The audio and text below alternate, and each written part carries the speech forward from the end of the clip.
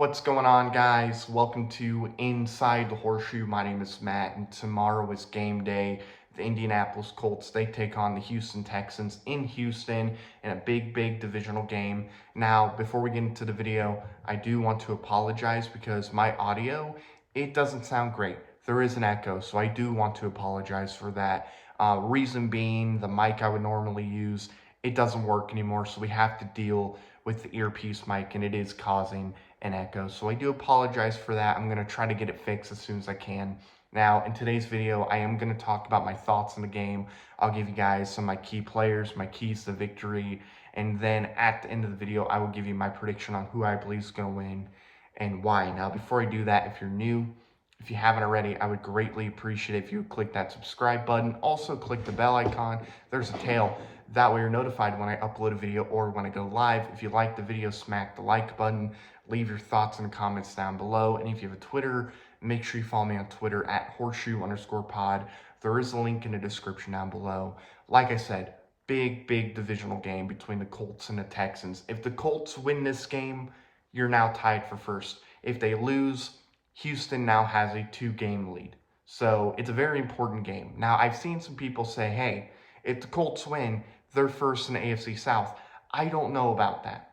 Reason being is I believe after the head-to-head matchup tiebreaker, if that ends up being a tie, I believe it goes to divisional record. I don't think it goes to conference record. I could be mistaken, but if it does go to divisional record, then Houston would still have the tiebreaker. I don't know about conference record. I would have to go and look at Houston's head-to-head matchups against AFC teams versus the Colts.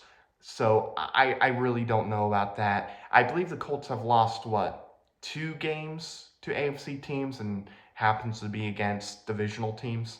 So I don't know. I would have to look into that, but I'm pretty sure it's based off of divisional record next. Again, could be wrong.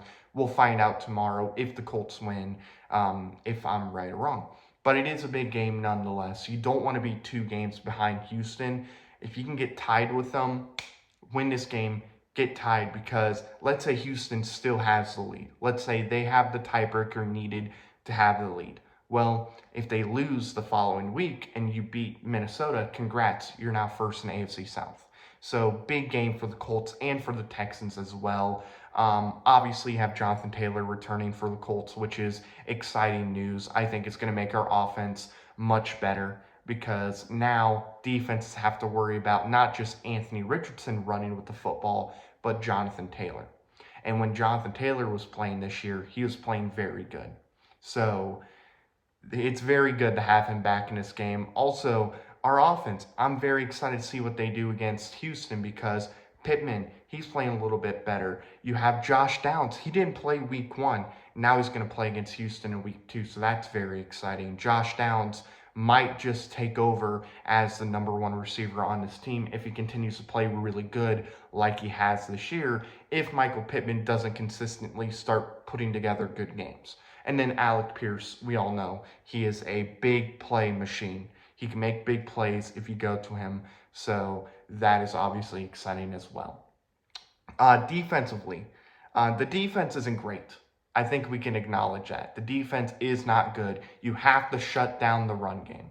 You cannot let them do what they did to you in week 1. You have to shut that down. But I'll tell you, there's some defensive guys that have been playing that are playing pretty good football. Samuel Womack, he's playing good.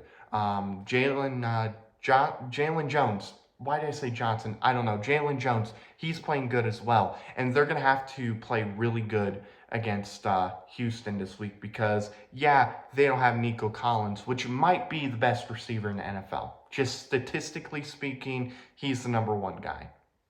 But they still have Stephon Diggs. They still have Tank Dell. Like, it's a good receiver core that they have. So we need our corners to step up and make sure they do good things. Now, with that being said, we're going to get into my key players for the game. First key player, we're going to start on offense for the Colts, and it's going to be Anthony Richardson. Again, I always go quarterback. I'm never not going to go quarterback, because the quarterback is the most important player on offense. If he doesn't have a good game, you're going to have a really difficult time winning.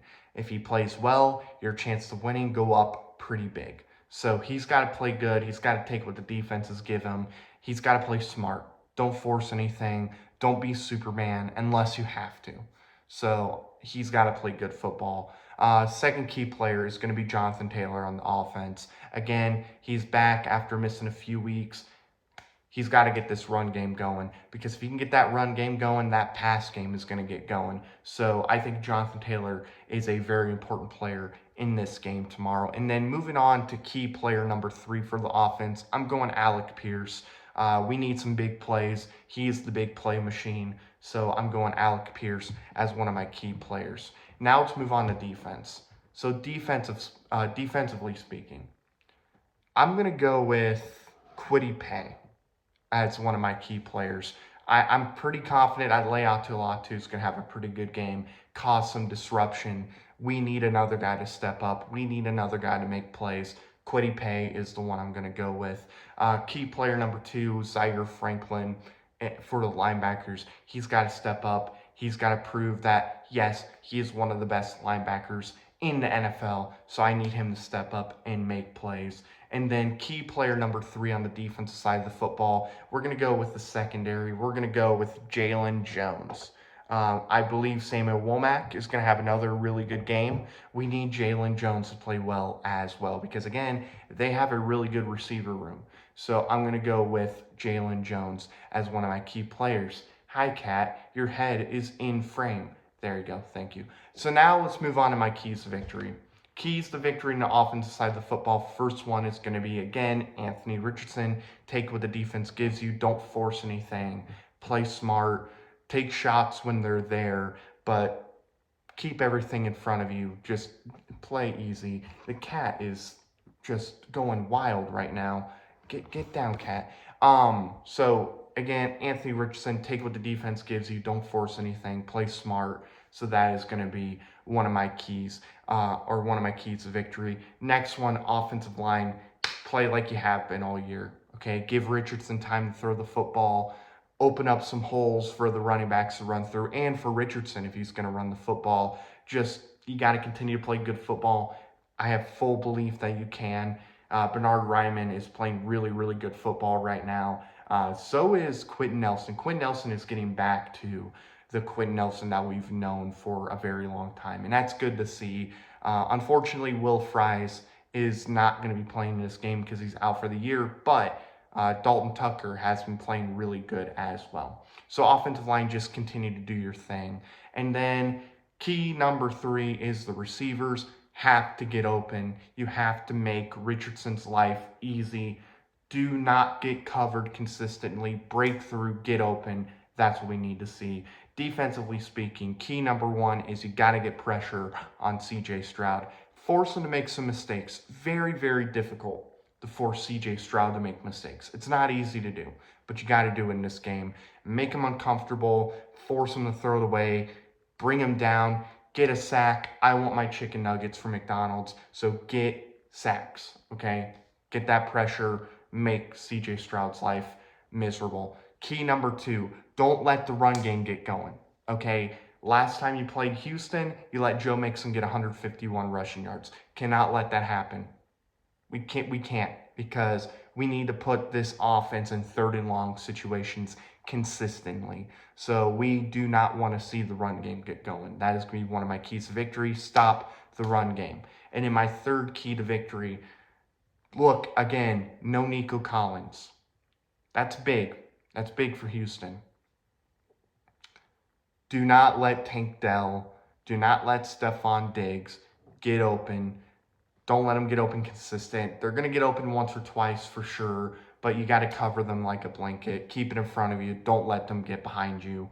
That is going to be big in this game. Just make sure you stay on him or on your guy long enough for Stroud to have to throw it away or end up taking a sack. So those are my keys to victory. Let's get into my prediction on who I believe is going to win and why. This has been my belief pretty much since the start of the year. I think these two teams are going to win a game each against each other. The Colts, they played well against Houston in week 1. I think they're going to play well this week as well.